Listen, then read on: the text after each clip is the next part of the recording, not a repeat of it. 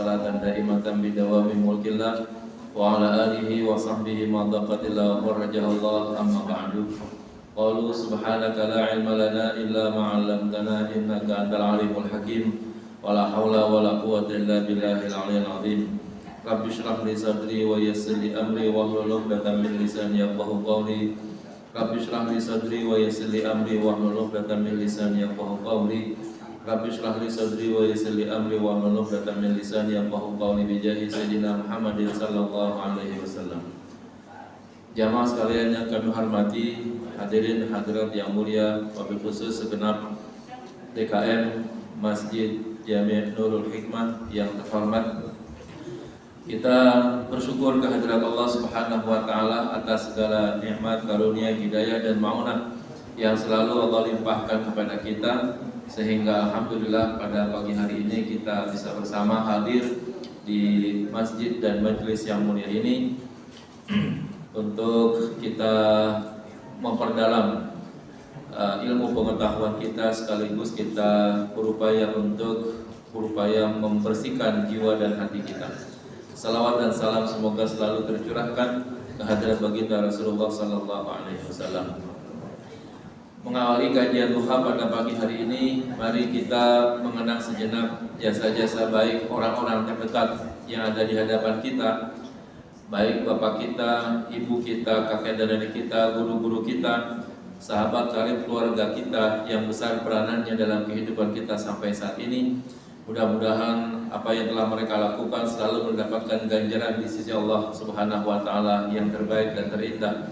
Amin. Mereka yang telah dipanggil oleh Allah Subhanahu wa taala, semoga selalu mendapatkan curahan rahmat dan maghfirahnya, serta kuburnya dijadikan taman dari taman-taman surga. Yang masih ada bersama kita, mudah-mudahan mereka panjang umur dalam keadaan sehat walafiat, bertambah barokah rizkinya, bertambah taatnya, dan bertambah mahabbahnya kepada Rasulullah sallallahu alaihi wasallam. Kita doakan juga kepada anak-anak kita, cucu kita, semoga mereka menjadi generasi terbaik bagi kita, menjadi putra-putri yang saleh dan salehah.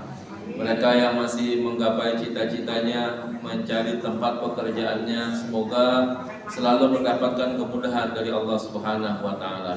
Dan kita selaku orang tuanya diberikan rezeki yang halal, yang barokah, memiliki kekuatan zahir dan batin untuk membimbing dan membina mereka. Kita doakan juga kepada saudara-saudara kita yang pada hari ini tertimpa musibah atau terkena sakit, dan apalagi yang terlilit hutang, mudah-mudahan semuanya segera dibantu dan diselesaikan oleh Allah Subhanahu wa taala. Kemudian kepada saudara-saudara kita yang masih memperjuangkan kemerdekaan bangsanya, kemerdekaan negaranya, kemerdekaan jiwa dan raganya, semoga mendapatkan pertolongan dari Allah Subhanahu wa taala, mendapatkan penjagaan yang ketat dari Allah Subhanahu wa taala, dan akhirnya mereka dimenangkan oleh Allah Subhanahu wa taala dalam perjuangannya, khususnya saudara-saudara kita yang ada di Palestina. Ila hadratin Nabi Mustafa Rasulullah sallallahu alaihi wasallam di hadhihi niyah al-Fatihah.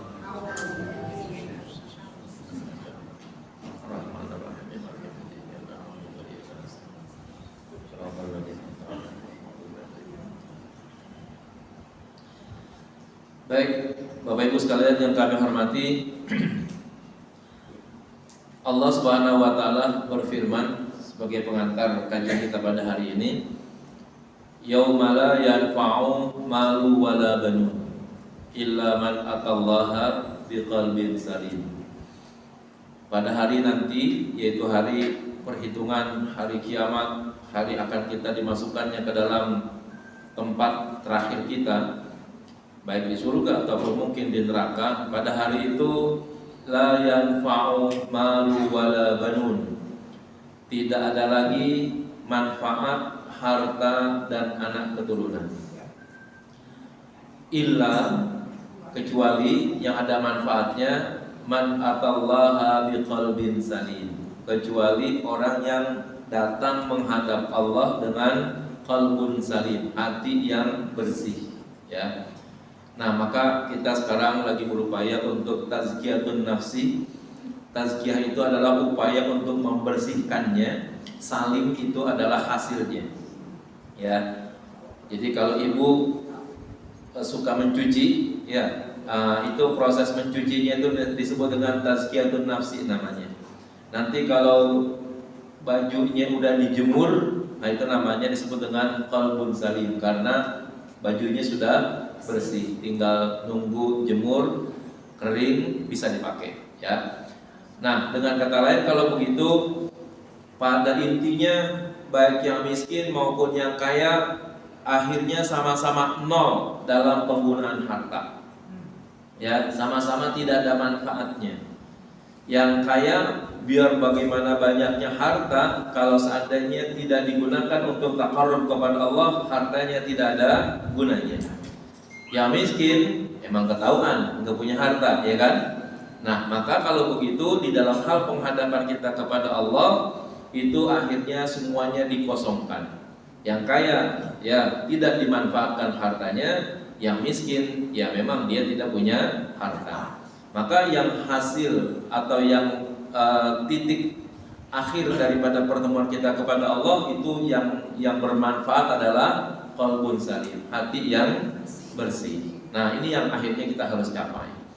Kalau dengan demikian, ya maka ya apa saja yang Allah anugerahkan kepada kita di dunia ini seharusnya mampu menjadikan hati kita salim, gitu. Apakah miskin atau kaya mampu untuk menjadikan hati kita salim? Nah, itu yang harus kita pahami, ya. Sehingga nanti pas datang kepada Allah betul-betul menghadap dengan hati yang salim. Maka katanya yang miskin, yang dhaif, yang du'afa itu harus berupaya menjadi qalbun salim itu dengan bersabar dan qanaah. Ya, menerima ketentuan Allah bahwa memang dia harus menjalani ya pada posisi miskin dan dhaifnya itu. Dan itu bukan berarti Allah tidak sayang kepadanya, ya. Sementara yang kaya pun harus berupaya juga untuk menjadikan hatinya salim. Ya, bagaimana caranya? Bagaimana dia bisa berada pada titik nol pada hati dan jiwanya ketika dia mendapatkan harta yang banyak dari sisi Allah. Ya, sehingga kalau begitu supaya menjadi qalbun salim, harta yang Allah titipkan itu bukan digunakan untuk kepentingan dirinya, tapi untuk kepentingan Allah Subhanahu wa ta'ala. Nah, akhirnya sih kalau begitu yang miskin ya tetap dia harus menerima apa adanya yang Allah kasih. Yang kaya yang banyak dikasih itu pun harus kembalikan semuanya kembali kepada Allah. Maka akhirnya kalau udah di hadapan Allah Subhanahu wa ta'ala sudah tidak ada lagi yang bisa dimanfaatkan kecuali hatinya yang bersih tadi. Cuman bedanya caranya masing-masing. Ya, yang dhaif, yang fakir, yang miskin dia harus bersabar menerima ketentuan Allah, sabar atas ketentuan Allah. Yang kaya dia harus zuhud di dunia ini untuk tidak menggunakan harta bagi kepentingan dirinya, tapi untuk kepentingan Allah Subhanahu wa ta'ala. Kalau itu berjalan bersama-sama, maka yang kaya akhirnya masuk surga, yang miskin, yang dhaif juga akhirnya masuk surga juga. Nah, kenapa? Karena modal utamanya adalah qalbun salim. Nah, ini yang perlu kita pahami baik-baik. Ketika nanti kita menghadap kepada Allah, itu yang menjadi modal kita terbaik. Maka ya kalau di dunia ini orang akhirnya berbangga-bangga dengan hartanya, ingat itu malah menjadi pemberat hisab jadinya. Ya, kata ulama begini, ya al-malu, ya harta itu halaluhu hisab katanya. Halalnya itu akan menjadi hisab yang berat. Wa haramuhu iqab, dan harta yang haram itu akan menjadi siksa. Ya. Jadi berat tuh harta di mana aja pada posisi halal maupun pada sisi haram, banyaknya harta itu akan menjadi pemberat bagi pemiliknya. Nah, ya, maka kalau begitu harus diupayakan agar harta yang Allah kasih itu harus kembali kepada Allah Subhanahu wa ta'ala.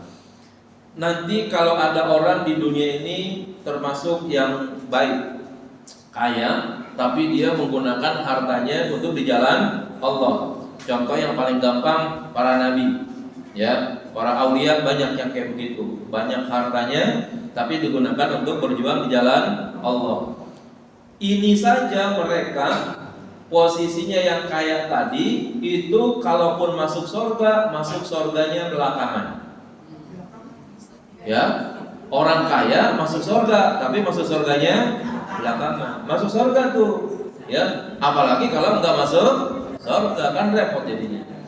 Jadi nanti di antara nabi-nabi, para ibu sekalian, itu yang dikatakan nabi yang memang kaya banget itu ada dua, yaitu Nabi Daud dan Nabi Sulaiman. Ya, bapaknya Nabi Daud, anaknya Nabi Sulaiman. Itu kekayaannya sangat luar biasa sekali. Ya, semua makhluk di tangan Nabi Sulaiman tunduk. Ya, yang namanya manusia, yang namanya jin, yang namanya binatang, burung, semut, itu tunduk semuanya kepada Nabi Sulaiman. Harta apa yang Nabi Sulaiman kagak punya? Ya, sampai bininya Nabi Sulaiman itu jumlahnya 1000 orang. Ya, istrinya itu 1000 orang. Bayangkan kapan Nabi Sulaiman pakai celana dalam kira-kira?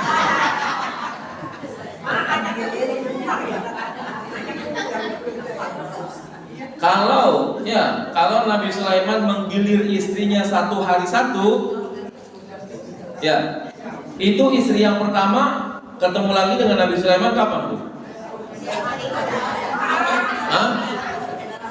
365. Kalau setahun itu 365. Ya, itu baru 365.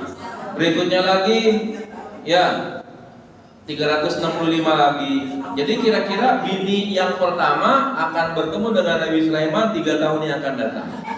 Hari ini misalnya bini pertama nih, ya, ketemu Nabi Sulaiman. Nanti ketemu lagi nanti di 3 tahun kemudian. Artinya kalau seandainya Nabi Sulaiman masih hidup, di bini yang pertama ditemukannya pada tanggal 1 Februari 2025, ketemu lagi nanti Februari 2028. Ya. Oh, keren bener itu, ya kan? Kalau dia menggilir istrinya satu hari satu, begitu, ya. Maka akhirnya Nabi Sulaiman benar dia masuk surga karena dia adalah orang yang taat kepada Allah. Hartanya itu termasuk yang paling hebat. Masjidil Aqsa itu adalah karya Nabi Sulaiman itu, ya. Semua hartanya digunakan untuk pembangunan Masjidil Aqsa, dan di akhir hayatnya memang dalam proses pembangunan masjid itu, ya. Tapi karena dia saking kayanya, maka Nabi Sulaiman di antara nabi-nabi adalah nabi yang paling akhir masuk surga. Nabi hebat, ibadahnya hebat, tapi karena banyaknya harta berakibat dia masuk surga paling belakang. Nah, ya, maka ya, yang paling duluan dan yang paling banyak, ya, Nabi ketika Isra dan Mi'raj itu melihat dipertunjukkan di sana penduduk surga, ya. Lalu ketika Nabi akhirnya ditanya di dunia ketika selesai Isra Mi'raj, ya Rasulullah, penduduk surga itu siapa yang paling banyak? Ya, kata Rasulullah, penduduk surga yang paling banyak adalah orang miskin, orang fakir, orang susah, tuh dia yang paling banyak masuk surga. Ya, maka jangan mengeluh kalau Allah jadikan kita sebagai orang miskin, orang fakir, orang susah. Karena orang fakir, orang miskin adalah orang yang paling banyak masuk surga.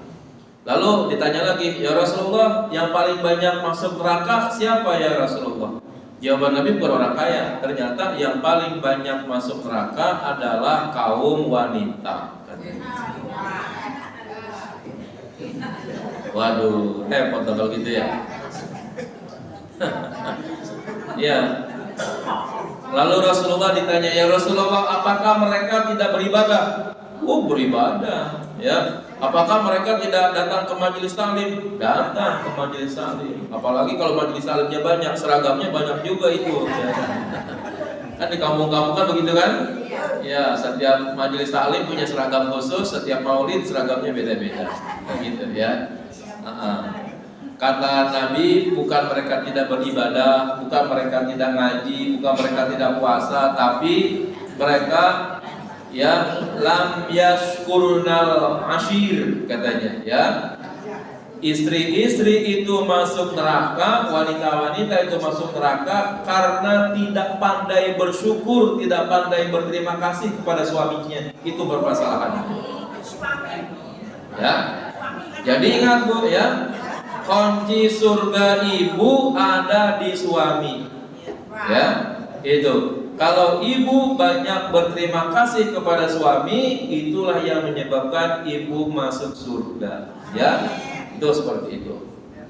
Maka dikasih duit berapa aja, sebaiknya bilangnya adalah terima kasih gitu ya. Dikasih banyak terima kasih, dikasih dikit terima kasih juga. Dikasih banyak masakin yang enak, dikasih sedikit masakin tempe, udah selesai.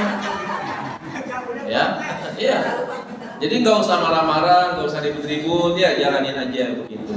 Karena sebenarnya begini Bu ya, yang namanya wanita itu masak nggak wajib. Ya, masak tuh buat suami tuh nggak wajib. Bebenah di rumah itu nggak wajib. Mencuci pakaian itu tidak wajib. Ya, yang wajib cuma taat kepada Allah dan taat kepada suami, itu aja. Kalau suami nyuruh masak ya masak. Ya, kalau suami nyuruh nyuci ya nyuci gitu ya. Karena itu bagian daripada taat kepada suami gitu. Ya, pada dasarnya tidak wajib. Nah ini ya yang perlu kita pahami baik-baik. Sekarang bagaimana kalau kita ingin mengetahui orang itu berada dalam posisi zuhud? Ya, nah para alim ulama mendefinisikan yang demikian adalah dikatakan li zuhdi alamatun yu'rafu min khilali ya'rifu min khilaliha al-muslimu nafsuhu wa ya'rifu miqdara zuhdihi. Zuhud itu ada alamatnya, di mana orang-orang muslim itu akan tahu ya ciri-cirinya, dan ia akan mengetahui juga di mana posisi zuhudnya. Yang pertama, yang alamat paling tingginya ayyakuna ta'alluquhu bil akhirah sababan li adami husnihi ala ma yafqidu fid dunya. Yang pertama, ketergantungannya dengan akhirat menyebabkan tidak pernah ia menjadi sedih apabila hilang hartanya yang ada di dunia. Ya, segala sesuatu yang ada di dunia itu hilang bagi dirinya, itu tidak menjadikannya sedih, tidak menjadikannya risau, tidak menjadikannya galau, karena yang menjadi ketergantungan dia bukan di dunia tapi akhirat. Ya. Dengan kata lain, karena sangat tingginya dia bergantung untuk mendapatkan akhirat, apa yang ada di dunia itu tidak pernah menjadi sesuatu yang dirisaukannya. Ya, ada duit, ya udah menggunakan aja duit yang ada. Tidak ada, ya udah apa adanya kalau begitu. Ya, tidak usah menjadi bingung, tidak usah menjadi risau, tidak usah menjadi galau, gitu ya. Kenapa? Karena ketergantungan dia bukan kepada dunia, tapi bergantungnya kepada akhirat. Nah ini tanda zuhud yang paling tinggi nih, ya. Yang kedua, ayyakuna ta'alluquhu bil akhirah sababan li'adamil farahi bima hasala min mata'id dunya. Ketergantungannya di akhirat, ketergantungannya dengan akhirat menjadi sebab tidak adanya kegembiraan yang melampaui batas kalau dia memiliki dunia. Ya, duitnya banyak, hartanya banyak, jabatannya tinggi, penghasilannya luar biasa, income-nya banyak. Itu tidak menjadikannya bahagia. Ya, karena dia lebih bergantung kepada akhirat daripada ya barang-barang dunia yang dimilikinya.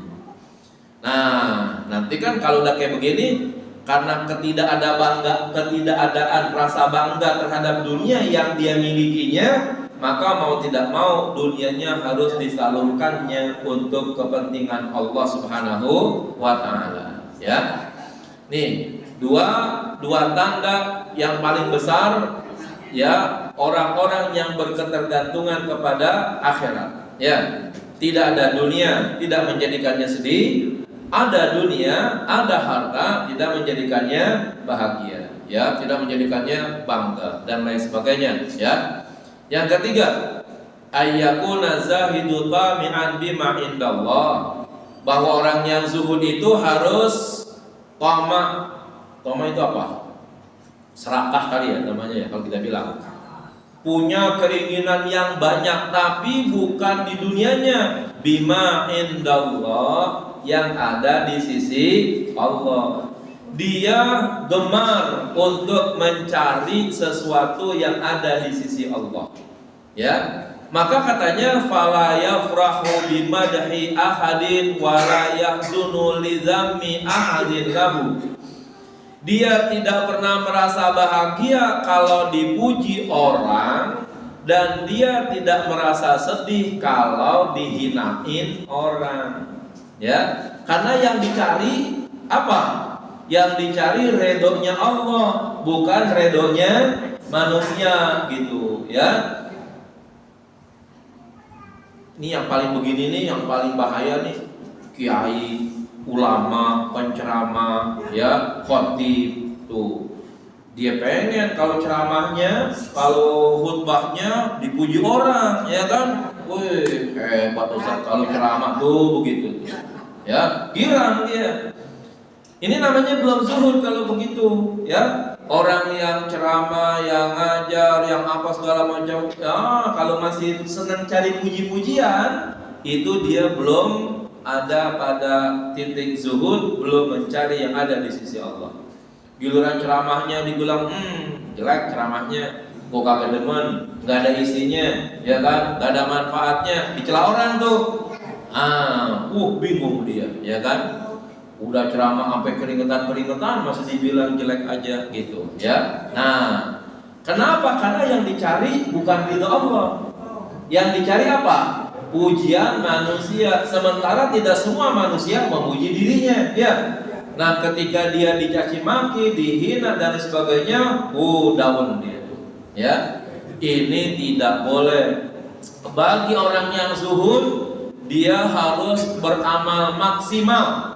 Ya, bagi orang yang zuhud dia harus beramal maksimal. Tapi tujuannya adalah untuk mendapatkan ridha Allah. Dipuja dan dipuji dia tidak bahagia, dicaci dan dimaki dia tidak merasa sedih karena amalnya memang sudah maksimal, gitu, ya. Tuh gitu.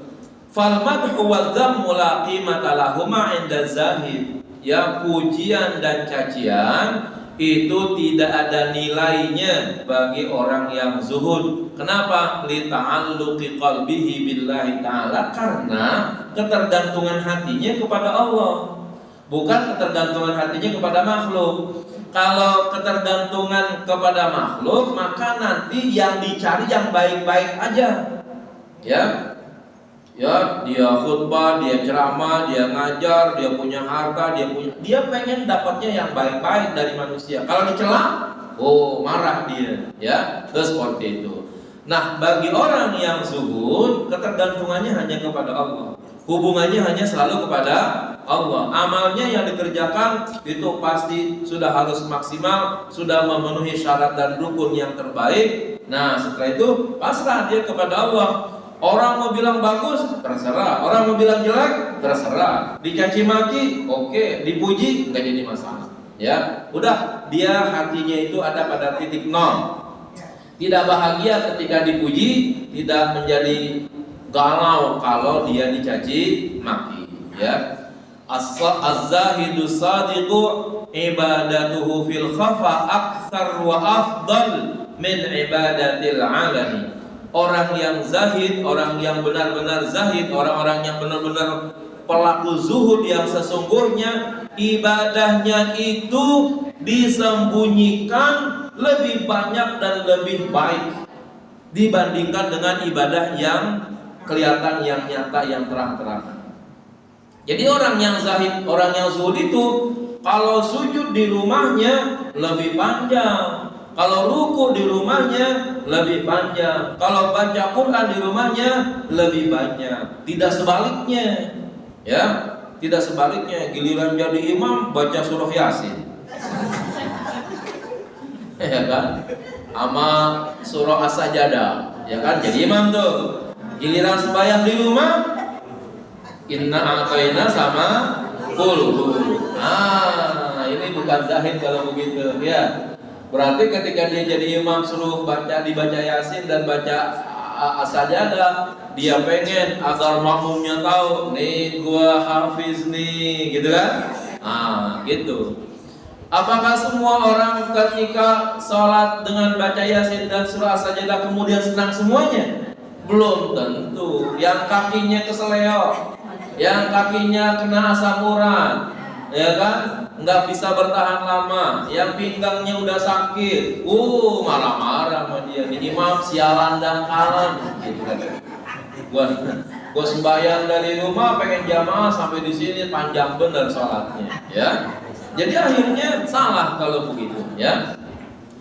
Yang kayak demikian pernah terjadi pada Ibnu Abbas kalau nggak salah begitu, ya. Ibnu Abbas atau Anas bin Malik kali ya, itu pernah sholat isya baca surat Al-Baqarah sama Ali Imran, ya, langsung dilaporin sama Nabi tuh, ya kan, sembahyang isya, ya, surahnya Al-Baqarah dan Ali Imran. Al-Baqarah berapa juz, Bu? 3 juz, ya, 3 juz lebih. Dibaca pada waktu sholat isya rakaat pertama.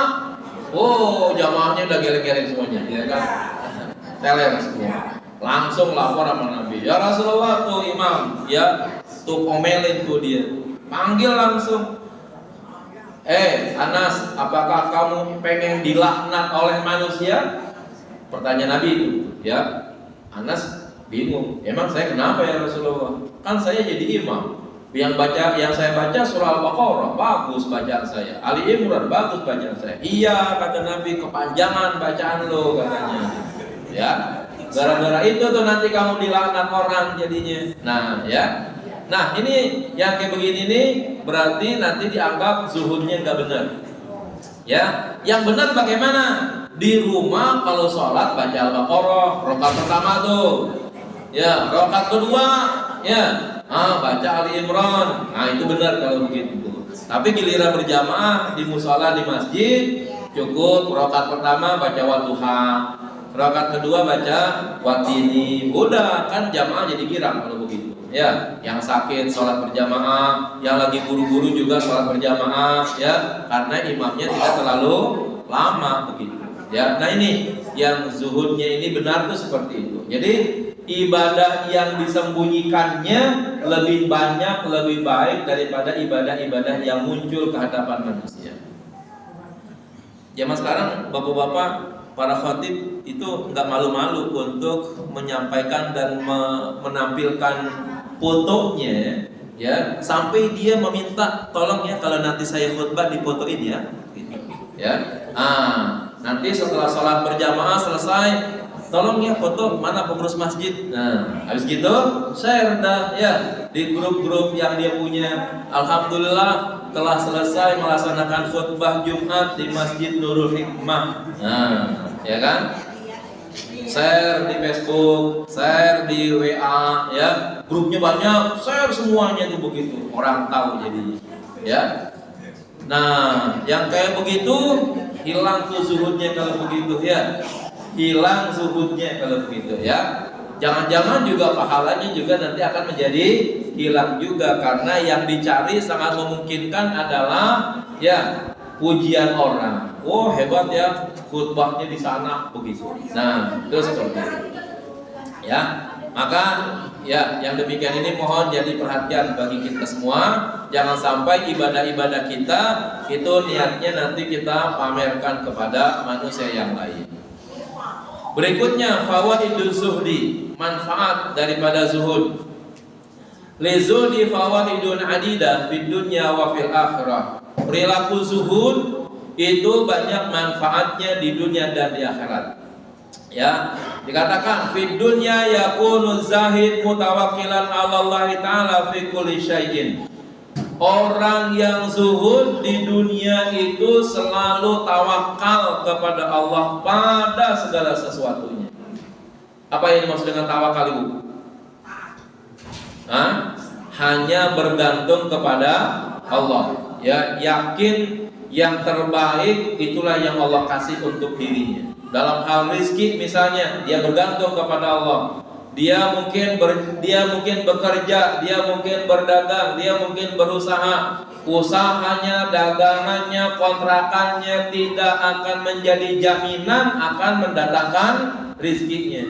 Tetapi yang mendatangkan rizkinya siapa? Allah Subhanahu wa ta'ala. Tuh begitu. Jadi yang tempat bergantungnya adalah Allah Subhanahu wa ta'ala. Orang kan banyak, ketika dia udah jadi hebat, banyak uangnya, banyak hartanya, kepada hartanya dia berpegang teguh. Ya, bahkan sehingga dengan hartanya itu dia merasa untuk tidak selevel kalau bergaul dengan orang yang tidak sekaya dengan dia. Dia tidak pengen kalau punya menantu yang tidak sekaya dengan dia, ya, dan lain sebagainya. Kenapa? Karena bergantungnya kepada harta, bukan bergantung kepada Allah. Kalau bergantung kepada Allah, maka dia akan bergaul kepada siapa saja. Apa saja yang Allah tentukan kepada dirinya, semuanya akan dipasrahkan kepada Allah. Wa qalbuhu amirun bil qanaah. Hatinya ramai, ya, hatinya itu penuh dengan qanaah. Qanaah itu artinya apa? Menerima apa yang Allah kasih dan yang Allah tentukan. Kalau hari ini rizki kita 1 juta, oh alhamdulillah dia bersyukur. Suatu saat rizkinya berubah, ya, menjadi 10.000 gitu misalnya. 10.000 masih tetap mengucapkan alhamdulillah, ya. Nah, karena apa? Karena dia selalu qanaah. Dia berupaya untuk menerima apa yang Allah atur. Kemudian wa huwa afifun nas 'anil mali wasyahawat. Dia berupaya untuk menjaga nafsunya, menjaga hartanya dari, ya, kejaran-kejaran syahwat. Kalau laki-laki, Bu, jadi kaya, kira-kira apa yang pertama dicari? Oh. Ya. Makanya ibu-ibu jangan jadi suami jadi orang kaya. Nanti kalau dia kaya, apa yang dicari? Itu biarin dah suami saya miskin, yang penting saya menikmati dia aja dan dia menikmati saya saja, begitu. Ya. Kalau suami itu udah banyak duitnya, yakin suami itu nggak bakalan tuh, ya, nyari mobil dulu gitu, ya. Kalau udah lebih banyak duitnya, pasti dia nyari cewek dulu, gitu. Ya. Ini yang bahaya nih, ya. Makanya ibu-ibu doain lah biar suaminya miskin aja gitu, ya. Maaf gitu. Ya, itu udah apa namanya? Udah tabiatnya manusia, alaminya laki-laki begitu, ya. Kalau dia banyak duit, tampilannya keren, ya kan? Cari yang dicari sasarannya siapa? Perempuan, pasti seperti itu. Nah, nih, ini kenapa? Karena tidak ada zuhudnya. Ya, tidak ada zuhudnya. Mohon maaf, andaikan laki-laki banyak hartanya kemudian perempuan tersebut dinikahi dengan baik-baik, nggak jadi masalah karena dia berlaku pada jalan yang halal. Yang ngerinya itu duitnya banyak, perempuannya dipermainkan dan tidak dinikahi. Ya, nah ini yang akhirnya hanya sekedar menuruti hawa nafsunya, ya. Lidah tajiduhu mutmainnan fi nafsihi. Karena itu orang yang zuhud pasti jiwanya tenang. Mahbuban minan nasi, ya, dicintai di kalangan manusia. Wa qad alimu annahu la yuzahimuhum fi dunyahum. Mereka tahu bahwa orang yang zahid enggak bakalan mendesak-desakan dirinya untuk mencari dunia. Ya. Nih, manfaat zuhud kalau ada di dunia. Yang kedua, manfaat zuhud di akhirat. Wa fil akhirati yanalu zahidu mahabbatallahi ta'ala wa mahabbatan nabi sallallahu alaihi wasallam. Ya, di akhirat orang yang zuhud akan memperoleh cintanya Allah dan cintanya Nabi sallallahu alaihi wasallam. Wa yanalu bi zuhdihi fid dunya ma kana yarju min na'imil akhirah wa sa'adatiha, dan dia mendapatkan ya mendapatkan nikmat atau kenikmatan akhirat dan kebahagiaan akhirat dengan zuhudnya di dunia itu, sebagaimana yang memang ya kenikmatan akhirat tersebut pernah dia angan-angankan, pernah dia harap-harapkan untuk didapatinya.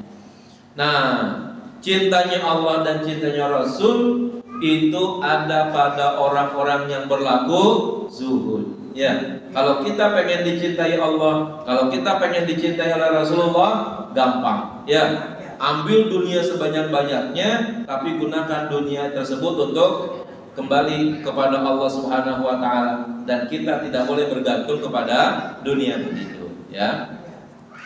Yang paling berat Bapak Ibu sekalian, zuhud itu sama orang kaya, tapi itu yang paling bagus, gitu ya. Kalau orang miskin zuhud, pantas dia mah, ya. Orang susah dia zuhud tuh, miskin zuhud, ya emang bener, emang gak ada bapaknya. Tapi kalau dia orang kaya bisa berlaku zuhud, itu yang luar biasa. Ya, dia banyak uangnya, dia banyak hartanya, tetapi hartanya tidak mempengaruhi dia untuk ibadah kepada Allah, cinta kepada Rasulullah, cinta kepada sesama. Itu yang luar biasa. Kalau orang miskin dibilang zuhud, itu biasa, ya kan? Nah, maka yang paling susah zuhud itu ada pada apa? Pada orang-orang kaya. Mari kita lihat hadis di mana Rasulullah dan Allah itu akan mencintai orang yang zuhud. An Abil Abbas Sahal bin Sa'ad As-Sa'idi. Dari Abul Abbas Sahal bin Sa'ad As-Sa'idi radhiyallahu anhu qala, semoga Allah meridainya, beliau berkata, Ja'a rajulun ila Nabi sallallahu alaihi wasallam faqala, datang seseorang kepada Nabi sallallahu alaihi wasallam lalu dia bertanya,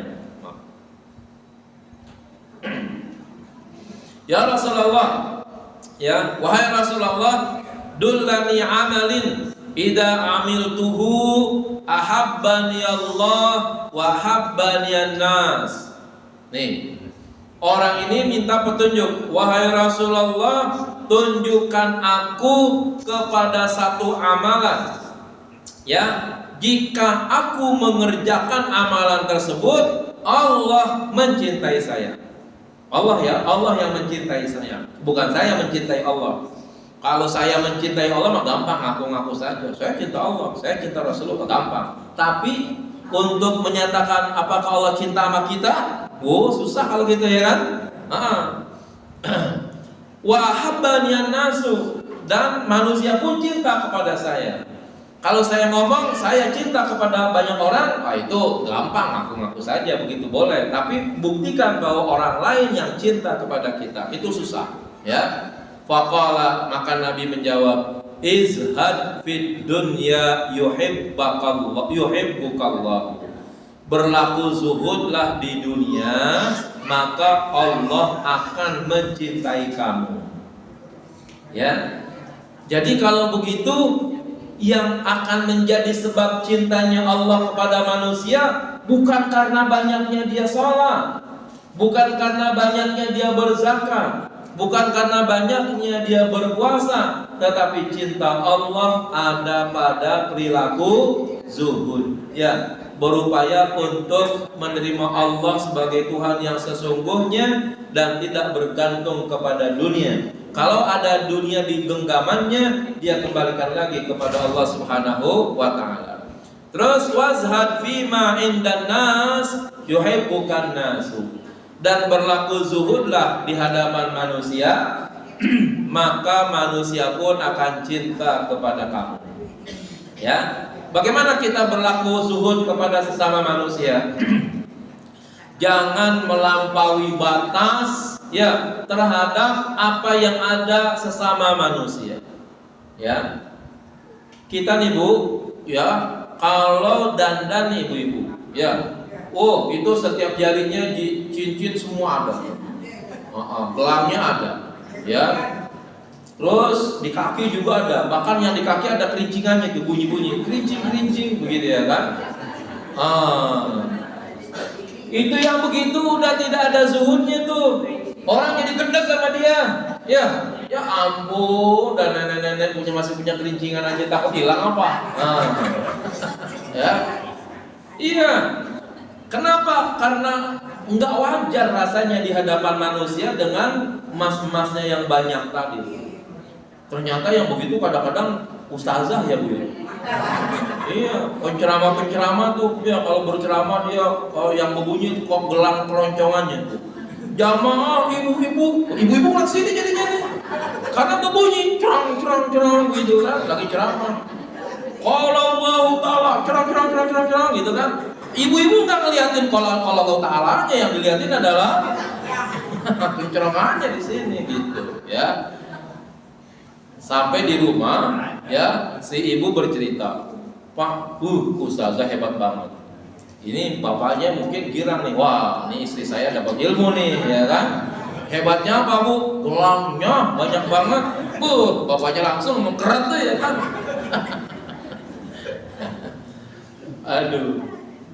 Kalau itu terjadi ya mestinya ya janganlah kepada orang-orang yang menjadi panutan masyarakat ya. Kalau kita menjadi paling tidak nih, misalnya menjadi ibu RT ya, menjadi ibu RW ya, naik lagi menjadi ibu, jangan menampilkan keduniawian gitu. Yang harusnya tampilkan adalah zuhud. Hidup bersama banyak orang tuh bagaimana perilaku yang baiknya ya, pakai baju yang normal-normal saja, pakai perhiasan yang pas-pas saja. Kalau memang itu harus pakai nggak apa-apa ya. Tapi jangan berlebihan. Nah, sikap zuhud di dunia itu menjadikan Allah cinta kepada kita. Sikap zuhud kepada sesama manusia,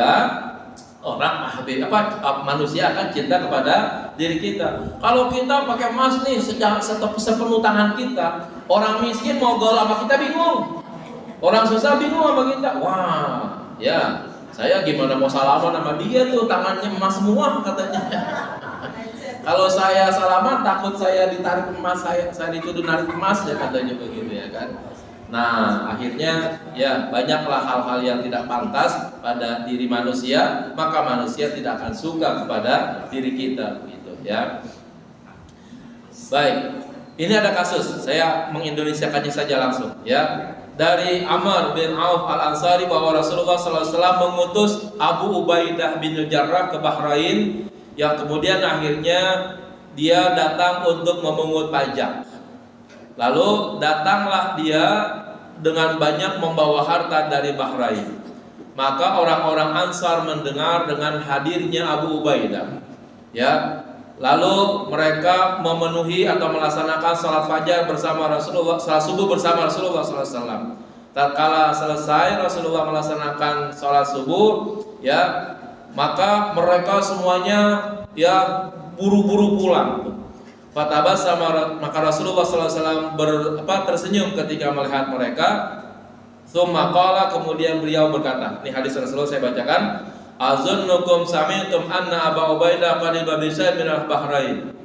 Aku menduga kalian mengetahui bahwa Abu Ubaidah datang dari Bahrain dengan banyak membawa harta.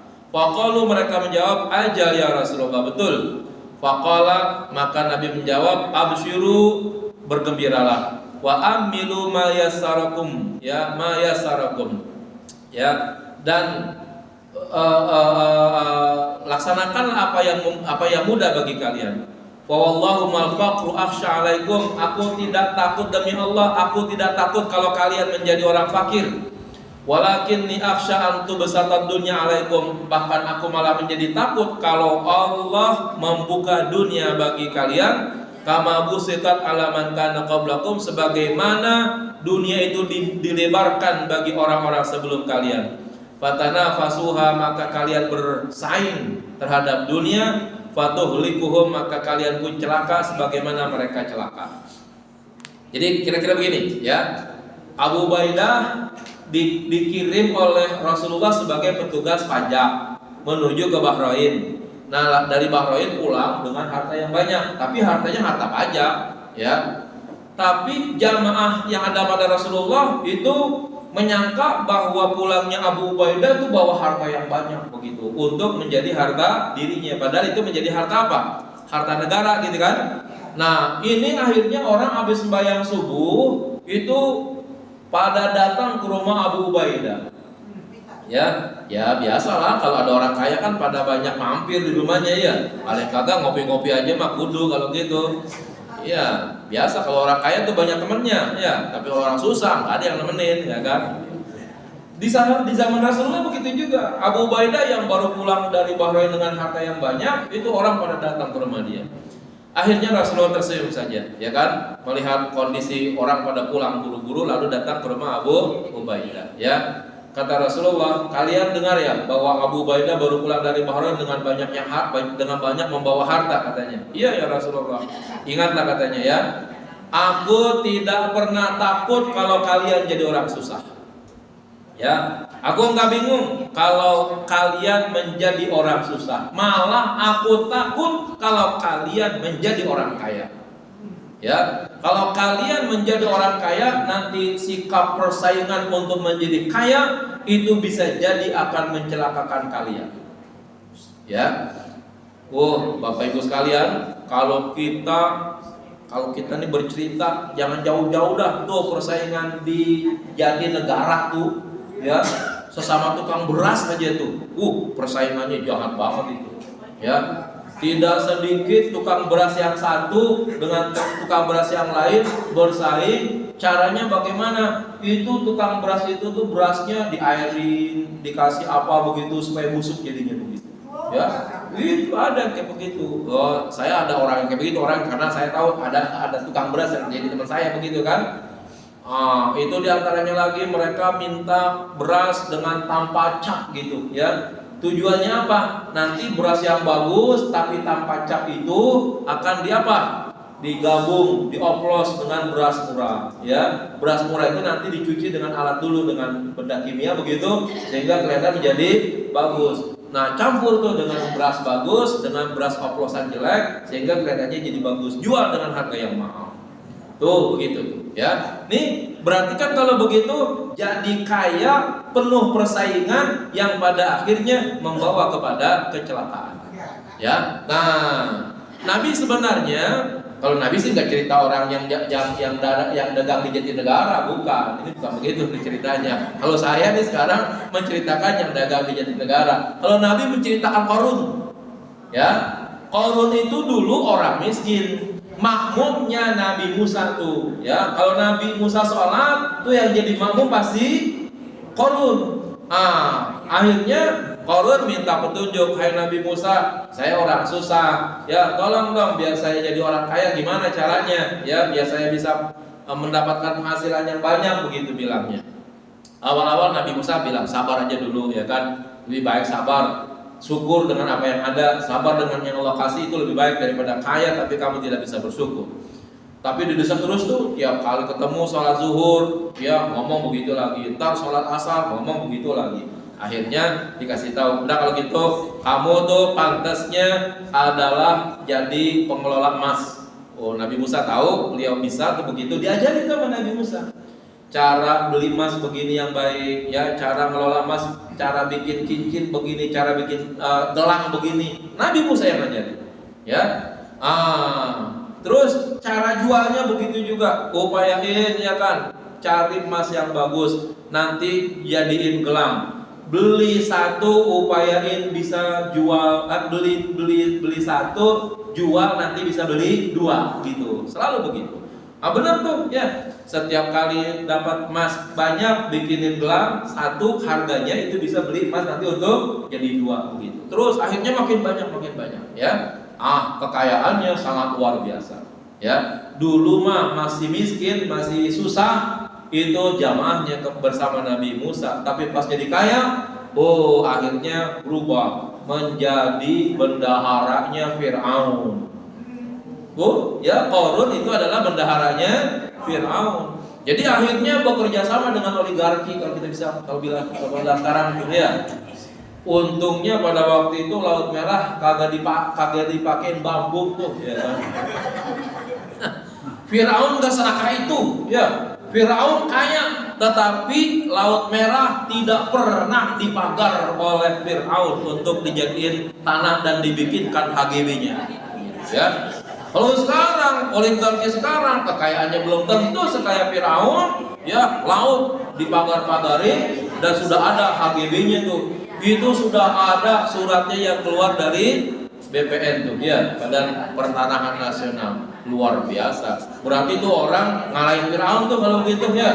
Ngalahin Firaun kalau begitu ya. Nah, apa yang terjadi setelah saking kayanya Qarun dengan hartanya yang banyak tapi tidak mau lagi taat kepada Allah?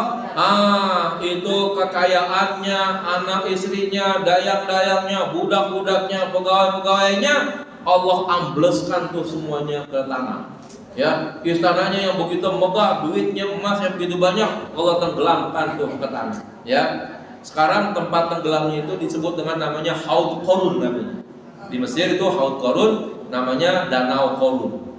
Ya, itu harta-harta yang terpendam di situ tuh mungkin pada lari kali itu ke Indonesia. Ya, setiap kali orang nemuin emas dikit-dikit, wah ini harta karun nih, ya kan? Tuh begitu. Ya. Nah, itu cerita awalnya itu kenapa dinamakan dengan harta karun itu begitu. Karena dulu yang punya harta banyak tuh karun. Padahal Firaun kaya, tapi nggak pernah kita bilang kalau nemu sesuatu, wah ini harta Firaun nih, ya nggak ada. Tapi dibilangnya adalah harta karun itu seperti itu. Nah, jadi Nabi akhirnya merasa takut kepada umatnya, bukan takut miskin.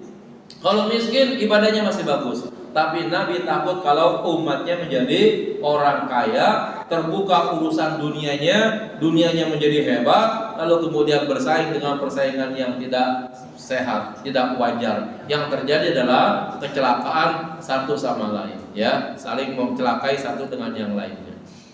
Berikutnya, An Abi Sa'id Al-Khudri qala jalasa Rasulullah sallallahu alaihi mimbar wa jalasna haulahu faqala.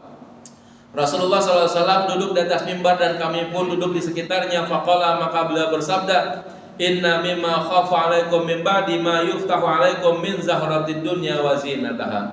Sesungguhnya sesuatu yang paling aku takutkan bagi kalian setelah kematianku adalah dibukanya urusan dunia bagi kalian dan juga gemerlapnya dunia. Jadi Nabi bukan takut kalau hambanya, kalau umatnya menjadi susah, ya. Kalau Nabi merasa kalau umat saya masih dalam posisi miskin, masih posisi fakir, aman ibadahnya. Tapi kalau dia udah menjadi orang kaya, dunia terbuka bagi dirinya, disitulah awal kehancuran bagi umat Nabi Muhammad katanya, ya. Lalu Nabi bersabda, inna dunya hulwatun khadiratun. Sesungguhnya dunia itu adalah manis dan hijau, ya. Kelihatannya enak, bahasanya begitu. Wa innallaha ta'ala mustakhlifukum fiha. Dan sesungguhnya Allah telah menguasakan kalian dunia tersebut. Fa yanzuru kaifa ta'malun, maka nanti Allah akan mencari-cari atau memperhatikan terhadap apa yang kalian kerjakan. Wattaqud dunya wattaqun nisa. Takutlah kalian kepada dunia dan takutlah kepada perempuan. Nah, Nabi aja maksudnya begitu, ya. Jadi dunia ini katanya enak, dunia ini hijau, dunia ini manis katanya. Memang Allah wakilkan untuk kalian gunakan. Tapi Allah terus memperhatikan kalian apa yang kalian kerjakan. Yang perlu kalian takuti, jaga diri kalian terhadap dunia yang sudah maju pada diri kalian dan jaga diri kalian terhadap perempuan. Ini merupakan indikasi nih dari Nabi bahwa siapapun yang dunianya makin luas, hartanya makin banyak, kedekatannya dengan perempuan makin jadi. Ya, tuh, maka Nabi bilangnya fattaqud dunya wattaqun nisa gitu, ya. Nah, itu. Sedikit lagi. An Anas radhiyallahu anhu, ini untuk menggambarkan suhudnya Nabi ini. Lam yakulin Nabi sallallahu alaihi wasallam ala khiwanin hatta mata wa ma akala khubzan muraqqaqan hatta mata. Katanya Nabi sallallahu alaihi wasallam tidak pernah makan di nampan yang besar, ya, sehingga sampai matinya Rasulullah. Dan Rasulullah tidak pernah memakan roti yang disertai dengan kuah sampai matinya Rasulullah, ya. Jadi orang Arab kan kalau makan nampaknya gede-gede tuh, Bu, ya. Makan bareng-bareng gitu kan, nasi kebuli, kambingnya satu tuh kadang-kadang satu nampan. Rasulullah tidak pernah ngalamin yang demikian, ya. Bahkan makan dengan roti yang dikuahin, gulai kali ya namanya, roti dengan kuah gulai, Nabi pun nggak pernah melaksanakan yang sedemikian, karena Nabi nggak mau atau memang rizkinya tidak ada pada waktu itu. Laqad ra'aitu nabiyyakum sallallahu alaihi wasallam wa ma yajidu minad daqqali ma yamla abatnahu wa daqqal tamar ya Bradi. Kata Nu'man bin Bashir, aku melihat Nabi kalian sallallahu alaihi wasallam dan dia tidak lagi menemukan kurma busuk ya. Wa ma yajidu minad daqqal yang dapat memenuhi perutnya ya. Rasulullah sampai makan pokoknya saja itu kan dulu masih korma ya. Ya, sampai korma busuk saja Rasulullah enggak punya tuh begitu ya, untuk memenuhi atau mengganjal perutnya. Berarti Rasulullah memang sangat miskin sekali kalau begitu. Iya. Ya, walaupun kehidupan Rasulullah miskin, tapi Rasulullah nggak pernah merasa sengsara gitu ya. Rasulullah aman-aman saja karena memang yang Rasulullah pegang kan bukan dunia. Yang dipegang adalah akhirat. Kalau kita mungkin kalau jadi miskin, jadi kacau kalau kita ya. Satu lagi, mar'a Rasulullah SAW an-naqiyya. Rasulullah tidak pernah yang melihat minum susu min hini ibta'athahu hatta qubidahu ya. Rasulullah katanya tidak pernah minum susu yang murni semenjak beliau dibangkitkan jadi nabi sampai beliau meninggal dunia. Yang bentuknya beli sendiri gitu ya. Kalau dibawain orang mungkin ada. Faqila lahu, lalu ditanya kepadanya, hal kana lakum fi ahdi Rasulullah sallallahu alaihi wasallam manakhil? Ya, apakah pada masa Rasulullah itu ada Rasulullah mempunyai manakhil itu tuh untuk nyaring sagu tuh Bapak Ibu sekalian, saringan ya? Supaya gandum yang ditumbuk yang keluar halusnya gitu. Apa namanya tuh? Saringan kan ya? Ayakan. Nah, ya ayakan. Katanya Rasulullah di rumahnya punya ayakan enggak? Katanya mara Rasulullah sallallahu alaihi wasallam min khallan min hini ibtada'at hatta qubidahu. Aku tidak pernah atau Rasulullah tidak pernah memiliki ya ayakan semenjak beliau diutus jadi nabi sampai beliau meninggal dunia. Artinya apa kalau gitu? Rasulullah tidak pernah menumbuk gandum untuk kemudian diayak lalu dibikin roti yang enak. Orang Arab biasa begitu, punya gandum, punya jagung, diayak, ditumbuk, diayak, lalu nanti menjadi tepung untuk kemudian dibikin roti. Lalu ditanya, kaifa kuntum taquluna sya'ir ghairu mankhul? Bagaimana kalian makan gandum tapi enggak diayak, enggak ditumbuk? Qala kunna nutahinuhu wa nanfakhuhu fayatiru ma'tara wa ma baqiya farainahu. Katanya, kata keluarga Nabi, kami memang tak pernah menumbuk gandum. Ya, kami tiup-tiup saja, ya, yang terbang-terbang, yang hancur-hancur, nah itu yang kami masak. Yang sisanya nanti kami haluskan kembali, katanya begitu. Ya, tidak ada ayakan pada istri-istri Rasulullah SAW. Terakhir, kunna julusan ma'a Rasulullah SAW idja rajulun minal ansar. Kita sedang duduk-duduk, tiba-tiba datang ya orang Ansar. Faqama, lalu beliau berdiri, wa qumna ma'ahu, dan kami pun berdiri bersamanya. Wa nahnu bid'ah ya ashar ma alaina ni'al wala khifaf wala qalanis wala qamis ya. Kami ada 12 orang kira-kira. Kami tidak menggunakan sendal, tidak menggunakan khuf, tidak menggunakan peci, dan tidak menggunakan baju. Namsi fil tilkasibah, kami berjalan di wilayah tersebut hatta ji'na, sampai kami datang. Fastakhara qaumahu min hawlihi hatta dana Rasulullah sallallahu alaihi wasallam wa ashabahu alladziina ma'ahu, sehingga akhirnya datang Rasulullah sallallahu alaihi wasallam bersama sahabat-sahabat yang ada pada dirinya. Artinya apa? Ada seorang Ansar datang dengan kondisi ya tidak pakai sendal, tidak pakai khuf, tidak pakai peci, tidak pakai baju. Gimana kalau begitu jadi? Ya, miskin kalau begitu ya, datang kepada Rasulullah tapi ditemani oleh Rasulullah sallallahu alaihi wasallam. Rasulullah tidak pernah menghinakan, merendahkan orang yang semiskin itu, kira-kira gambarannya.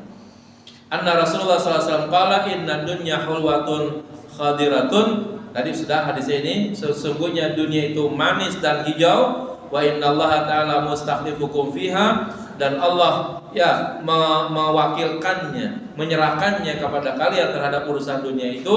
Wa yanzuru kaifa ta'malun, maka nanti Allah akan melihat apa yang kalian kerjakan. Fattaqud dunya, takutlah kemegahan dunia, wattaqun nisa, dan takutlah kepada perempuan. Artinya bukan takut kepada perempuan, bukan takut galaknya Ya, takut kepada perempuan diawali dengan takut dunia, itu berarti kalau begitu orang yang dunianya sudah terbuka sangat memungkinkan dia akan gampang mempermainkan wanita. Gitu yang dikhawatirkan oleh Rasulullah Sallallahu Alaihi Wasallam.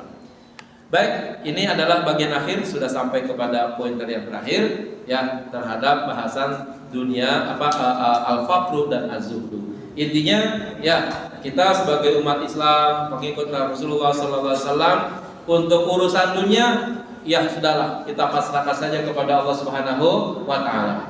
Kalau kita termasuk yang diwakilkan oleh Allah untuk memiliki harta yang banyak, maka gunakan lagi harta tersebut untuk kepentingan Allah.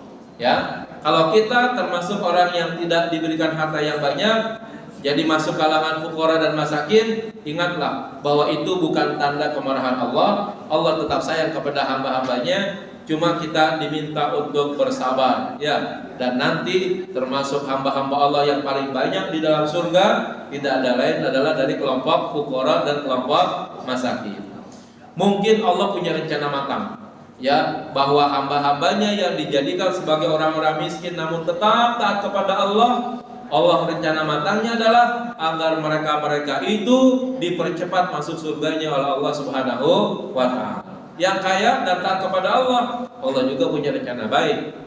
Ya, sangat memungkinkan Allah menghendaki dari tangan mereka bisa membantu ya hamba-hamba yang lainnya. Namun sehebat-hebatnya mereka dalam hal taat kepada Allah dengan hartanya, mereka akan tetap masuk surga pada bagian belakang. Ya.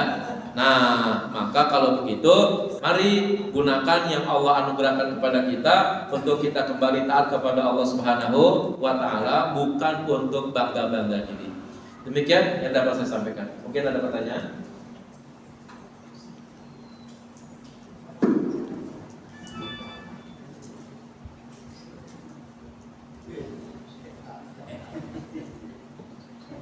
Assalamualaikum warahmatullahi wabarakatuh. Ustaz, bagaimana kita menyikapi kehidupan yang pada faktanya, misalnya dalam pelayanan umum yang dilayani dengan sepertinya hormat itu yang kelihatan kuat, dan kalau yang kelihatan sederhana-sederhana saja kayaknya dipinggirkan. Kemudian juga misalnya kita membiarkan atau melihat orang-orang yang kurang beruntung, kita kan juga khawatir nanti mereka dipengaruhi oleh golongan lain dengan materi yang disodorkan sehingga mereka meninggalkan Islam. Ya. Terima kasih. Assalamualaikum warahmatullahi wabarakatuh. Assalamualaikum. Baik, satu-satu ya. Yang mungkin Ibu maksud pada pertanyaan pertama itu mungkin banyak terjadi pada pesta-pesta begitu Ibu ya. Rata-rata tuh kayak begitu. Ya, termasuk juga seperti itu. Tapi di pesta tuh banyak-banyak kayak begitu. Jadi begini, Rasulullah paling tidak suka ya membeda-bedakan antara yang kaya dengan yang miskin. Maka katanya satu misalnya dalam hal pelayanan umum atau dalam hal pesta misalnya, Rasulullah mengatakan begini, makanan yang paling terkutuk adalah makanan yang hanya dihadiri oleh, atau pesta yang hanya dihadiri oleh orang-orang kaya dan tidak diundang orang-orang miskin. Kalaupun orang miskin diundang, ya, itu diperlakukan beda dengan orang kaya. Gitu ya. Itu Rasulullah paling tidak suka, ya. Maka mohon kali ya, kalau nanti kita punya pesta ngawinin anak, ngawinin cucu, kalau bisa jangan dibikin tempat VVIP begitu. Bisa nggak begitu? Samain aja udah bangkunya semuanya samain begitu. Ya. Ya biar dia pejabat, biar dia apa? Emang pejabat itu ngasih amplopnya banyak. Ya. Paling-paling pejabat yang datang ke tempat kita ngasih-ngasihnya ya sejuta lah paling-paling, itu juga belum tentu kali sejuta, ya. Ya, oleh karena itu ya makan sama-sama saja, ya tempatnya duduk disamaratakan, ya makanannya itu semuanya sama, makanan di depan, makanan di belakang, semuanya samain semuanya, sehingga ya yang sesungguhnya patut untuk mendapatkan makanan enak kan sesungguhnya undangan untuk orang miskin. Kenapa? Karena orang miskin jarang makan enak di rumahnya, ya. Nah maka dia berharap mungkin bisa makan enak di tempat pesta kita gitu. Jangan orang kaya yang udah biasa makan enak, ya, di tempat kita dikasih yang enak lagi. Bagi dia mungkin bosan kali makan enak mulu, ya, itu begitu. Maka yang perlu kita layani yang sebaik-baiknya yaitu orang-orang yang fakir, yang miskin. Kita undang bersama-sama. Karena tadi tuh Bu, kalau orang ngawinin anaknya karena Allah, dia tidak akan mengharapkan amplop dan kondangan orang. Ya kan? Gitu. Nah sekarang permasalahannya karena dia ngawinin orang pengen cari untung dari amplopnya itu, ya kira-kira kalau gua ngawinin amplopnya dapat berapa nih ntar, ya kan? Itu yang awal-awal dia ceritakan, awal-awal yang dia cita-citakan, maka sangat memungkinkan akhirnya yang diundang orang kaya semua, gitu ya. Nih undang si Fulan, ya. Di perkiraan dah, wah nih kalau ada 200 orang kaya, kondangan nama gua 200.000 aja. Oh, udah sekian juta, ya kan? Kalau gua undang orang miskin, wow, ya kan? Undangannya banyak. Ntar anaknya dibawa, cucunya dibawa, makan bareng-bareng. Undangannya 20.000, rugi gua. Nah, yang kayak begitu tuh, perkiranya kayak begitu tuh jahat sekali kalau begitu, ya. Rasulullah dulu pada waktu melaksanakan pernikahan nggak ada yang kayak begitu. Ya, bahkan Rasulullah mengambil jalan yang paling sederhana, aulim walau bisyadin, ya. Laksanakanlah walimah sekedar dengan 1 ekor kambing saja, ya. Ya, seekor kambing berapa orang paling makannya? Ya, paling-paling 10 atau 15 orang lain, 15 orang saja paling-paling seperti itu. Kalau memang tetap mau diramaikan dengan wah begitu, jangan lupa ya orang-orang miskin, orang-orang fakir itu dibawa, ya diundang. Innama tunsaruna bidu'afaikum. Sesungguhnya kalian itu akan mendapatkan pertolongan dari Allah melalui ya wasilah orang-orang susah di antara kalian. Nah ini penting ya. Begitu juga di fasilitas-fasilitas umum lainnya ya. Seringkali ada ya di mana-mana ada acara apa atau pelayanan apa yang didahulukan adalah orang-orang kaya begitu. Ya ini yang kadang-kadang ya pelaku-pelakunya sih ya itu tuh pelayan-pelayannya itu yang salah ya. Istri Presiden Iran yang sekarang nih Bu ya, Khomeini ya namanya itu. Tapi saya nggak tahu nama istrinya. Itu dia kalau berobat ya dari rumah ke rumah sakit tuh ngeteng tuh istrinya presiden ya. Itu sampai di rumah sakit antri sampai berjam-jam karena di sana kan di Iran ya itu kan pakai niqab ya. Jadi orang nggak kenal kalau dia adalah istrinya presiden. Baru sampai ketahuan dia istrinya presiden pas pendaftaran. Udah antri lama tuh ya kan. Ya masukin namanya, KTP-nya dan sebagainya. Orang baru tahu namanya si Fulana. Loh, ini istrinya presiden. Iya, gitu ya kan. Saya istri presiden. Emang kenapa? Begitu ya kan. Kenapa ibu nggak pakai jalur khusus? Enggak, saya mau biasa-biasa saja. Itu dokter rumah sakit baru kaget tuh. Ya, sampai akhirnya petugas yang nyatat langsung melapor ke kepala rumah sakit. Istri presiden datang ya kan. Baru adain pelayanan. Dari tadi mah enggak ya kan. Gara-gara baru tahunya itu setelah ada pencatatan namanya. Padahal istri presiden juga tidak ingin dilayani seperti itu ya kan. Dari rumahnya dia jalan kaki aja biasa. Enggak pakai mobil ngeteng. Ya, sampai di rumah sakit antri baru ketahuan namanya kan mau enggak mau ya kan. Dicatat namanya dan orang tahu bahwa dia adalah istrinya presiden. Baru dapat ya pelayanan. Itu pun memang udah berdasarkan urutan dia.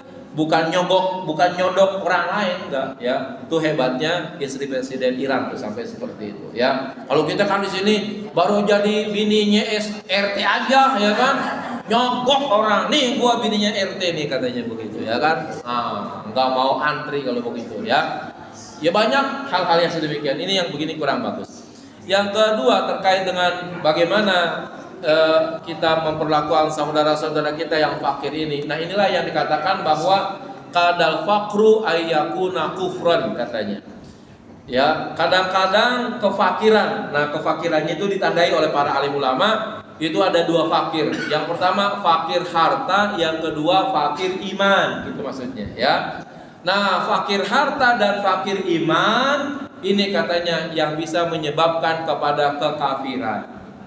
Kenapa? Itu tadi tuh ya, ada lembaga, ada ya agama tertentu yang kemudian akhirnya mengiming-imingkan makanan, sembako, dan sebagainya lah pokoknya. Tapi dengan syarat mereka harus keluar dari ajaran Islam. Nah, yang kayak begini ini perlu perhatian kita nih, yang kayak begini-begini ya. Di tempat-tempat tertentu banyak tuh dia di Cianjur, di mana udah banyak ya cara-cara yang sedemikian dilakukan oleh kelompok-kelompok tertentu untuk ya merubah agama mereka. Yang demikian padahal menurut undang-undang salah ya. Menurut undang-undang negara itu salah tuh ya. Berdakwah kepada orang yang sudah beragama untuk masuk kepada agama yang lain itu udah melanggar undang-undang yang sedemikian tadi ya. Nah, maka kalau begitu nih peran masjid kalau begitu penting nih ya, melihat siapa di antara kita tetangga-tetangga masjid yang mungkin tingkat kefakirannya sangat luar biasa. Maka masjid perlu untuk memperhatikan mereka ya. Jangan masjid itu jangan dijadikan hanya sebagai tempat ibadah doang, tapi juga harus menjadi sumber kehidupan sosial gitu ya. Dulu juga Nabi menjadikan masjid tempat musyawarah, tempat ngaji, tempat latihan perang ya, tempat menyimpan harta baitul mal itu adanya di masjid. Yang kemudian akhirnya yang dari zakat, yang dari pajak, nah itu nanti dipergunakan untuk sebesar-besarnya kemakmuran rakyat pada waktu itu. Nah, kita nih banyak yang belum bisa menggunakan masjid sebagai pola yang sedemikian tadi begitu. Baik, kita aja kali. Assalamualaikum warahmatullahi wabarakatuh. Saya mau bertanya Ustaz, ada sebuah hadis yang dimana Rasulullah sabda, sesungguhnya dunia itu adalah penjara bagi orang mukmin dan surga bagi orang kafir. Maka tolong jelaskan Ustaz, ini bagaimana Ustaz? Ya. Ad-dunya sijnun lil mu'min. Ya, itu katanya. Dunia itu adalah penjara bagi orang mukmin. Wa jannatun lil kafir, dan surga bagi orang kafir. Ya, perhatikan. Di dunia ini orang mukmin banyak halangan-halangannya. Ya. Harta harus yang halal. Ya. Istri wanita harus yang halal. Apakah begitu bagi orang kafir? Tidak, ya. Orang kafir itu tidak ada aturannya terkait halal dan haram. Ya. Bahkan apapun yang mereka punya agama apapun mereka itu tidak ada aturan halal dan haram. Ibu, bapak silakan cek agama manapun yang punya kitab suci, di sana tidak pernah mengatur halal dan haram. Ya, enggak ada. Hanya yang mengatur halal dan haram cuman Islam saja, dan itulah yang menjadikan akhirnya orang mukmin dianggap sebagai sesuatu yang ada di dalam penjara tadi. Ya. Kenapa? Ini enggak boleh, itu enggak boleh, ya. Orang di penjara kan begitu, ya. Mau keluar enggak boleh, mau makan enak enggak boleh, terpenjara dirinya. Nah, tapi bagi orang kafir itu kebebasan bagi mereka, tapi hanya di dunia saja. Nanti di akhirat, orang-orang yang menikmati dunia dengan nikmat yang sangat luar biasa, mereka akhirnya ingkar kepada Allah, masuk ke dalam neraka. Allah tanya, "Hei fulan, iya ya Allah, kamu orang kaya dulu?" "Iya." "Kamu pernah menikmati dunia?" "Iya." "Apa nikmatnya dunia setelah kamu berada di neraka?" "Ya Allah, udah enggak ada lagi," katanya. Ya, kami lupa nikmat dunia yang dulu kami nikmati dengan indahnya, dengan hebatnya ketika kami pertama kali nyebur di neraka ini. Ya. Sebaliknya, orang yang ada yang fakir, yang susah, yang iman kepada Allah masuk ke dalam surga. Allah tanya lagi, "Hai fulan, kamu orang fakir?" "Iya." "Kamu orang susah?" "Iya." "Hidup kamu berantakan?" "Iya." "Kamu masuk surga sekarang?" "Iya." "Ceritakan coba kesusahan apa yang kamu laksanakan?" "Kami lupa ya Allah." Ya, kami lupa kesusahan apa yang kami derita di dunia dulu ketika pertama kali kami masuk ke dalam surga ini. Nah, itu ya. Maka dikatakan bahwa surga itu nanti memang bagi orang mukmin, ya, neraka bagi orang kafir. Tapi di dunia sebaliknya, ya. Dunia itu penjara bagi orang mukmin dan surga bagi orang kafir. Gitu. Gitu saya kira singkatnya. Assalamualaikum Ya. warahmatullahi wabarakatuh. Waalaikumsalam warahmatullahi wabarakatuh. Jawab dong. Kak mau nanya ya, kalau kita ke musibah kematian keluarga, kalau zaman itu orang Jawa kan biasa 3 hari, 7 hari, 40 hari sampai setahun, benda itu 1000 hari. Sebaiknya kalau menurut Islam bagaimana ya Pak? Makasih. Ya. Inti daripada acara 3 hari, 7 hari, ya, 40 hari, 1 tahun. Kalau 1 tahun kita di sini namanya haul, ya. Gitu. Yang pertama, intinya adalah berdoa untuk almarhum atau almarhumah. Itu berdoa. Ingat, kata Nabi begini, mal mayyitu fi qabrihi illa kal ghariqil mutaghawwif yantaziru da'wata min abihi wa ummihi wa akhihi wa sadiqin lahu. Fa idza wajadaha kanat ahabba ilaiha minad dunya wa ma fiha. Mayit di alam kuburnya sama seperti orang yang dalam keadaan tenggelam. Ya, orang tenggelam. Tahu tenggelam di air kan? Tenggelam kan? Nah, coba kalau orang tenggelam di air kita kasih emas 10 kilo, diambil nggak kira-kira? Loh, kenapa? Hah? Makin tenggelam. Ya, dia nggak bisa berenang, kita lemparin emas 10 kilo. Oi, kamu tenggelam? Iya, nih emas 10 kilo tuh. Ya, bukan selamat, dia makin tenggelam. Tapi yang dinanti apa? Mungkin tambang, ya, barang-barang kecil atau ban bekas yang masih bisa ngambang. Itu kira-kira bagi orang yang tenggelam. Tapi Nabi mengatakan begini, orang yang tenggelam tersebut di alam kubur berarti dia susah hidupnya, ngap-ngapan, ya. Apa yang dinanti-nanti? Yang taziru dakwatan, mereka menanti-nanti doa. Ya, tuh intinya di situ, ya. Jadi acara-acara 1-2 hari, 3 hari, 7 hari dan seterusnya itu intinya doa. Bagaimana caranya? Atur aja. Ya, bagaimana aturannya? Nah, kata Nabi, fa idza wajadaha kanat ahabba ilaiha minad dunya wa ma fiha. Kalau doa-doa yang dikirimkan ke alam kubur sampai dan mereka menemukannya, itu jauh lebih mereka sukai dibandingkan dengan dunia beserta isinya. Doa kita bagi orang yang mati lebih berharga dari dunia beserta isinya. Ya, doa kita lebih berharga daripada dunia beserta isinya. Kalau ibu nggak percaya, mati duluan, nanti saya doain. Ya, pentingnya doa bagi yang mati itu mungkin sekarang kita berkata bohong kali, nggak sampai doa tersebut. Ya udah kalau gitu mati duluan, nanti bilang kepada Pak Najib di sini, ya Pak, nanti kalau saya mati doain. Saya pengen tahu doa itu sampai nggak. Ya, kalau ibu udah mati, doa kami di masjid ini nggak sampai kepada ibu, ibu balik lagi kemari. Ya, Pak, doa nggak sampai, gitu aja, ya kan? Buktinya bahwa doa yang kita sampaikan itu sampai ke alam kubur, itu mereka nggak pernah komplain doa tersebut, ya kan? Berarti kalau gitu doanya sampai nggak? Sampai. Coba kalau ibu mesen paket, ya paketnya sampai ke tempat ibu kan nggak perlu komplain kan begitu. Nah, kalau nggak sampai itu yang ibu komplain, kok saya mesen paket nggak sampai ya, kalau begitu.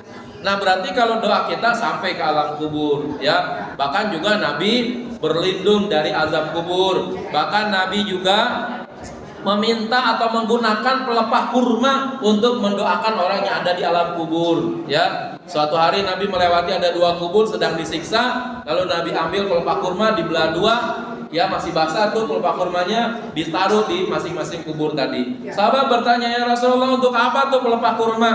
Nabi bilang, selagi kurma tersebut daunnya ini masih basah, saya berharap pelepah kurma itu membaca istighfar buat orang yang ada di alam kubur.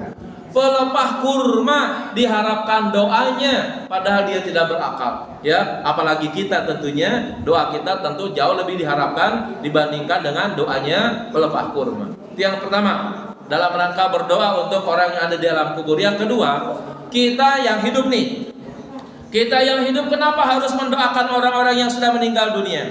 Itu tidak ada lain adalah cara bagaimana kita menghubungkan roh kita dengan orang yang rohnya telah meninggal dunia. Ini cara kita untuk memperkenalkan diri kita ke sana. Ibu-ibu, bapak-bapak, kenapa hari ini saya disambut? Pas saya datang tadi tuh, gue pada bangun, salam sama saya. Kenapa? Karena saya udah dikenal sama bapak-bapak tadi. Ya, pas saya sampai ke sini langsung pada salaman sama saya, karena saya dikenal. Coba kalau saya nggak dikenal kemari, ya, terus saya masuk, apakah bapak-bapak yang ada lagi duduk daripada bangun begitu? Enggak. Duduk aja. Paling nanya siapa tuh? Gitu, ya kan? Karena apa? Karena udah ada jalinan nih kita di sini. Saya sudah menjalin silaturahim dengan bapak-bapak, dengan ibu-ibu yang ada di sini. Ya, pas saya sampai langsung acara mulai karena saya memang udah dikenal.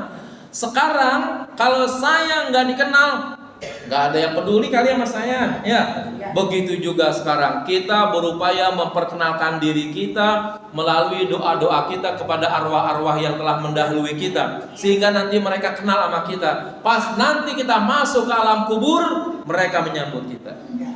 Coba kalau seandainya kita masuk alam kubur nggak ada yang nyambut kita, bagaimana jadinya? Kita di alam arwah dan di alam dunia sama bu bentuknya. Ya, al-arwah junudum mujannada. Ya, arwah itu adalah kelompok yang saling berpasukan gitu, yang saling kumpul bersama-sama. Apabila dia kenal, maka saling mencintai. Kalau tidak, ya tidak. Jadi kalau ibu bapak sudah terbiasa untuk membacakan doa buat para ulama, para kiai, para guru, orang tua, kakek, nenek, sebagainya, nanti pas kita sampai ke alam kubur, mereka tahu, oh itu dia cucu saya, oh itu dia teman saya yang dulu doain saya. Mereka menyambutnya. Sekali lagi, kalau bapak ibu nggak percaya, udah mati duluan aja gitu aja. Jalan yang paling aman, ya, untuk membuktikannya. Ya, penting bagi kita untuk berdoa kepada mereka, karena itulah jalan yang paling baik untuk kita memperkenalkan diri kita kepada mereka. Biar nanti kita pas masuk di kelompok mana nih, mereka kenal sama kita gitu, ya. Kan enak jadinya. Pas sampai di sana ada yang sambut, ya kan? Ada yang kenal sama kita. Coba kalau sampai ke satu tempat di dunia saja nih, kita masuk ke wilayah ke satu tempat nggak ada yang kenal sama kita, nggak ada yang nyambut kita, nggak enak. Ya, orang cuek aja sama kita, ya kan? Gak enak. Tapi kalau ada yang kenal sama kita, satu orang aja dah, bisa ngobrol kita sama dia, ya kan? Bisa tanya-tanya dan lain sebagainya. Seperti itu, ya. Nah, itulah doa bagi mereka. Dan itulah pentingnya acara malam 1 hari, 2 hari, 3 hari, ya, 7 hari, 40 hari, 1 tahun, 1000 hari gitu kan, ya. Nah, itu pentingnya seperti itu. Baik, saya kira cukup kali ya. Baik, udah siang juga. Kita tutup dengan kafaratul majlis. Subhanakallahumma bihamdika asyhadu an la ilaha illa anta astaghfiruka wa atubu ilaik. Sallallahu alaihi wasallam Muhammad alhamdulillahirabbil alamin. Terima kasih, mohon maaf. Assalamualaikum warahmatullahi wabarakatuh.